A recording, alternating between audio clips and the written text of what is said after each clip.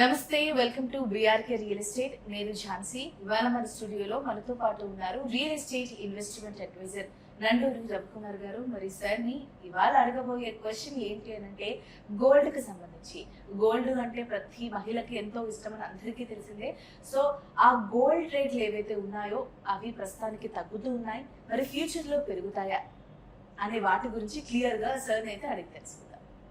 నమస్కారం సార్. నమస్తే సార్, మరి గోల్డ్ రేట్స్ లో ఉన్నట్టుండి ఒక్కొక్కసారి హైయర్ రేట్స్ కి వెళ్ళిపోతుంటాయి సార్, ఒక్కొక్కసారి తగ్గుముఖం పడుతూ ఉంటాయి సార్. ప్రస్తుతానికి అయితే కాస్త తగ్గినట్టుగా అయితే విన్నాం సార్, అది ఆషాఢ మాసం ఎఫెక్ట్ అవ్వచ్చు. సో మరి ఫర్దర్ గా ఫ్యూచర్ లో ఎటువంటి ప్రభావం ఉండబోతుంది సార్ గోల్డ్ పై? Very good. ఇప్పుడు గోల్డ్ రేటు 1,02,500 దాకా 24 క్యారెట్ గోల్డ్, 10 గ్రామ్స్ గోల్డ్ తులం అంటారు. తులం అంటే 10 గ్రాములు. అది 1,02,500 దాకా పెట్టి ఇప్పుడు సుమారుగా 97,000 దాకా వచ్చింది. అంటే 5,500 రూపాయలు తగ్గింది. తగ్గు ముఖం పట్టడానికి ఫస్ట్ కారణం ఏంటి, అలా పెరిగిపోవడానికి కారణం ఏంటి అని రెండు చూస్తే మనకి అలా పెరిగిపోవడానికి పరుగులెత్తి పెరిగిపోవడానికి కారణం ఏంటంటే యుద్ధ వాతావరణం వచ్చింది. అంటే ఇండైరెక్ట్ యుద్ధాలు జరిగినా కూడా గోల్డ్ మీద కూడా ప్రభావం వచ్చింది ఎక్కువగా. ఎందుకంటే యుద్ధాలు జరిగినప్పుడు జనాలు ఏంటంటే అన్ని వదిలేసుకుంటారు. అన్నిటికంటే మెయిన్ ఏంటి, ప్రాణం. ప్రాణం ఉంటేనే ఈ ఆస్తులు, ఈ అనుభవించడం, ఈ ప్రపంచం కదా. సో అన్ని వదిలేసుకుని ఆ మూట పట్టుకుని, ఆ లాఫింగ్ బుద్ధ బొమ్మ ఉంటుంది, మూట పట్టుకుని ఆయన పెడుతున్నట్టుగా ఉంటుంది. లాఫింగ్ బుద్ధ చూసారు చైనీస్. ఆ విధంగా అందరూ కూడా ప్రాణాలు చేతిలో పెట్టుకుని పర్యటన ఉంటారు. ప్రాణాలు చేతిలో పెట్టుకుంటాడు కానీ ఇవి చేతిలో పట్టుకుపోతాడు అన్నమాట. బంగారం, వెండి. బంగారం అయితే ఖచ్చితంగా పట్టుకు పారిపోతుంటాడు. అందులో బంగారం అయితే హ్యాండీగా ఉంటుంది కదా, 10 కేజీలు 5 కేజీలు అయినా కూడా మనం మొయ్యగలుగుతాం. బంగారం కాబట్టి ప్రాణంగా పట్టుకుని పెడతాం. అందువల్ల ఏంటంటే వీలైనంత మంది ఆ టైంలో అనిశ్చిత పరిస్థితుల్లో యుద్ధ వాతావరణంలో ఇటు నుంచి షిఫ్ట్ అయిపోతారు. రియల్ ఎస్టేట్లో పెట్టడం, స్టాక్ మార్కెట్లో పెట్టడం, ఇంటికి షిఫ్ట్ అయిపోతారు. ఈ విషయం ఎవరికి తెలియదు సార్. అసలు ఈ కోణంలో కూడా చాలా మంది ఆలోచించారు యాక్చువల్ గా. ఆ కోణంలో ఆలోచించే పెట్టబట్టే ఆ బంగారం కాస్త పరుగులుతుంది. లేకపోతే బంగారం మామూలుగా మనకి చూస్తే ఇండిపెండెన్స్ తర్వాత నుంచి ఇప్పటిదాకా చూస్తే మామూలుగా బంగారం 7 to 10% పెరుగుతుంది సంవత్సరానికి. కానీ లాస్ట్ ఇయర్ అలా కాలం, ఒక్కసారిగా 30-35% పెరిగింది. అలా ఎనామరస్ గ్రోత్ అంటే పెక్యులర్గా అలా గ్రోత్ రావడానికి కారణం ఏంటంటే ఈ పొలిటికల్ టెన్షన్స్, జియో పొలిటికల్, ఇక్కడ కాదు అక్కడ టెన్షన్స్ ఒకటి. తర్వాత ఈ సెంట్రల్ గవర్నమెంట్, సెంట్రల్ బ్యాంక్స్ అంటారు. సెంట్రల్ బ్యాంక్ అంటే పీపుల్ రిపబ్లిక్ ఆఫ్ చైనా, మనకి రిజర్వ్ బ్యాంక్ ఆఫ్ ఇండియా మనకి ఉన్నట్టు, అది బ్యాంక్ ఆఫ్ జపాన్, ఇలాగా వీళ్ళందరూ కూడా ఆ గోల్డ్ కొని రిజర్వ్స్ పెట్టుకుంటారు. గోల్డ్ రిజర్వ్స్ పెట్టుకుంటే దాని స్ట్రెంత్ బట్టి మళ్ళీ మనకు కావాలంటే మనము అది అప్పు పెట్టి వరల్డ్ బ్యాంక్లో మనం లోన్ తెచ్చుకోవచ్చు. ఇండియాకే అప్పు కావాలంటే అలా కూడా గతంలో ఇండియా చేశారు. కాబట్టి ఆ విధంగా కూడా వీళ్ళు కూడా ఇన్వెస్ట్ చేస్తుంటారు. అలా కూడా కొన్నారు. ఇన్వెస్ట్మెంట్ అంటే సార్ ఇప్పుడు మామూలుగా ఇప్పుడు లేడీస్ అంటే ఆభరణాల రూపంలో డిజైన్ గా చేయించుకుంటారు. అలా కాకుండా కొంతమంది ఇన్వెస్టర్స్ ఎవరైతే ఉంటారో వాళ్ళు ఏం చేస్తారంటే ఉన్న డబ్బుని మీరున్నట్టుగా ఇలాంటి టైంలో బిస్కెట్ల లాగా, బార్ల లాగా కొనుక్కుంటారు సార్. మరి దాని గురించి ఇప్పుడు బిస్కెట్ల బార్ల కొనుక్కునే వాళ్ళంతా కూడా ఇన్వెస్టర్స్. అది 24 క్యారెట్. దానివల్ల మనకి లాభం ఏంటంటే మనకి ఏ మాత్రం కూడా వేస్టేజెస్ ఉండవు. మనకి మామూలుగా మీరు ఒక చెవితో ఒక చైన్ కొనుక్కుంటే దానిలో వేస్టేజెస్ ఉంటాయి. అంటే తయారు చేయడానికి ఎంత అని చెప్పిపోతుంది. తర్వాత మేకింగ్ ఛార్జెస్, మజూరీ అంటారు, అది మేకింగ్ ఛార్జెస్ అని ఉంటాయి. అది మనం కొనుక్కున్నప్పుడు అలా ఉంటాయి. అమ్మడానికి వెళ్ళినప్పుడు మళ్ళీ ఇంకా తగ్గుతాయి, మళ్ళీ అంతే, మళ్ళీ తగ్గిస్తారు. వినా కొన్నా మనకి రెండు వైపులా బాగులేదు.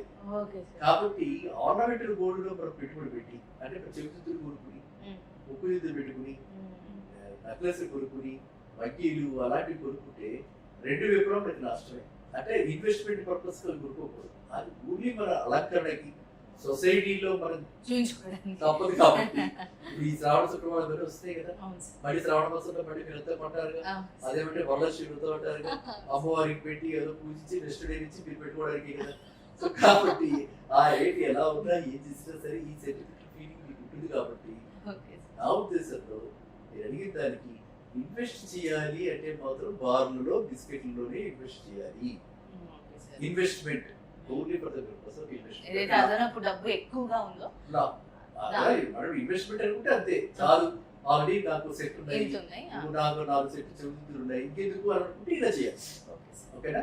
అది నెంబర్ 1. సార్ ఆ బార్లను బ్యాంకులో పెట్టుకుంటే కూడా తీసుకుంటారా సార్ ఇట్లా బార్ తీసుకుని లోన్ ఎవరు ఇవ్వరు, బ్యాంక్ కూడా లోన్ ఇవ్వరు, బార్ మీద బ్యాంక్ ఓన్లీ నగల పైన ఇస్తారు. బార్ మాత్రం ఇవ్వరు. ఓకేనా? సో ఆ విధంగా ఇన్వెస్ట్మెంట్ కూడా ఆ విధంగా పెట్టుకుంటే మళ్ళీ అమ్ముకుంటున్నప్పుడు కూడా లాస్ లేకుండా మొత్తం కంప్లీట్ ప్రాఫిట్ మనకి వస్తుంది. కాబట్టి ఆ విధంగా పెట్టుకోవాలి ఇన్వెస్టర్స్. ఆర్నమెంట్ కూడా ఇలా పెట్టుకోవాలి. ఇప్పుడు మీరు అడిగిన ప్రశ్న ఏంటి, ఇంకా ఎంతవరకు తగ్గచ్చు, ఎంతకాలం ఈ ట్రెండ్ ఉంటుంది, మళ్ళీ ఎప్పుడు పెరుగుతుంది, మళ్ళీ ఇంకా రాబోయే కాలంలో ఎలా ఉంటుంది.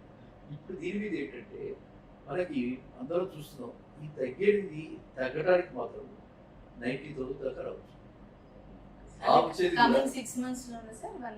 అక్కర్లా 90,000కి ఇప్పుడే సమీప సమయంలోనే వచ్చేస్తుంది. 1-2 months మాక్సిమం. ఈ లోపల శ్రావణ మాసం వస్తుంది, పడి అప్పుడు పడదు. ఆ తర్వాత కొంచెం పడి 90,000 దాకా 24 క్యారెట్ గోల్డ్ వస్తుంది. అయితే సెంట్రల్ గవర్నమెంట్ మోడీ గారికి ఒక ఆలోచన, అదేవిధంగా ట్రంప్ కూడా ఒక ఆలోచన కనిపిస్తుంది. అన్ని ఎసెట్స్ అయిపోయినాయి, 2,000 రూపాయల నోట్లు అయిపోయినాయి, 1,000 రూపాయల నోట్లు అయిపోయినాయి, అన్నీ ఎక్కడెక్కడ ట్యాప్ చేయాలో అన్ని ట్యాప్ చేసేసి ఎక్కడెక్కడ మనం టైట్ అయిపోయింది. డిజిటల్ మనీనే ఇప్పుడు అన్ని కూడా పేటిఎం ఏం లేదుగా బ్లాక్. సో ఇక్కడ ఈ బంగారం అంతా కూడా ఆ బ్లాక్ మనీ కూడా దీన్ని కంట్రిబ్యూట్ చేస్తుంది. ఆ 2,000 నోట్లు రద్దు చేసినప్పుడు, 1,000 రూపాయల నోట్లు రద్దు చేసినప్పుడు ఏమైంది, ఆ డబ్బంతా కూడా కొత్త గోల్డ్లో కూడా వచ్చింది. అప్పుడు గోల్డ్ షాప్లో కిటకిటలు ఆడైపోయి, ఒకసారి చూడండి ఛానల్స్ లో కానీ ఎక్కడైనా సరే గోల్డ్ షాప్స్ చాలా కిటకిటలు ఆడిపోయి రద్దీగా ఉన్నాయి, బంగారం అంతా కొనుక్కున్నారు. అందువల్ల కూడా రేట్లు పెరిగాయి. రేట్లు పెరగడానికి అది కూడా ఒక ప్రభావితం. సో ఈ బ్లాక్ బంగారం ఏదైతే ఉందో ఈ బంగారాన్ని బయటికి తీయాలని సెంట్రల్ గవర్నమెంట్ యోచిస్తుంది. ఆయన ఆలోచన ఎలా ఉంది, ఆ ఆలోచనల్లో గనక ఏ మాత్రం అవి రూపుదాల్చి ఆలోచనలు కనుక నిజమైతే ప్రతి మనిషికి 250 గ్రాముల కంటే ఎక్కువ ఉండకూడదు అని ఒక నిబంధన వచ్చే అవకాశం. అసలు ఇదంతా చెప్తుంటే సినిమాలు గుర్తొస్తున్నాయి సార్. చాలా మంది కోటీశ్వరి ఇంట్లో వాళ్ళ లాకర్ ఓపెన్ చేయగానే డబ్బు బార్లు ఇలా కనిపిస్తాయి సార్. కరెక్ట్, అది నిజం కూడా. సినిమాలు ఎఫెక్ట్ చూస్తాయి, సమాధించాయి కదా. సో ఆ విధంగా కనుక ఇది 250 గ్రాములు పర్ హెడ్ ఒకవేళ కనుక అలాంటి రిస్ట్రిక్షన్ వస్తే మన దగ్గర సౌత్ ఇండియాలో ప్రతి ఫ్యామిలీకి కూడా ప్రతి మహిళకి సౌత్ ఇండియాలో 500 గ్రామ్స్ ఉంటాయి. ఒక పటాణం 350 గ్రాములు 400 60కి నెక్లెస్లు, దండలు, మాలలు ఇవి అన్ని కలిపి. సో కాబట్టి డబాలని రేట్లు పడిపోయిన అవకాశం ఉంది, పడిపోవచ్చు. లాక్డౌన్ అంటే ఈ 3 ఏళ్లలో మోడీ గారి ఈ టర్మ్లో, నెక్స్ట్ టర్మ్ వచ్చేసి ఈ టర్మ్లోనే ఒకవేళ అలాంటిది కానీ వస్తే, ఇంపోర్ట్ చేస్తే గోల్డ్ రేట్ బాగా భారీగా, ఇప్పుడు నేను చెప్పిన 95-90 అది విడిపోయి 60 కూడా వెళ్ళిపోయే అవకాశం. ఏది 24 క్యారెట్ గోల్డ్. అదే మన 20 క్యారెట్ గోల్డ్ అయితే 55,000 దాకా కూడా వెళ్ళిపోయే అవకాశం.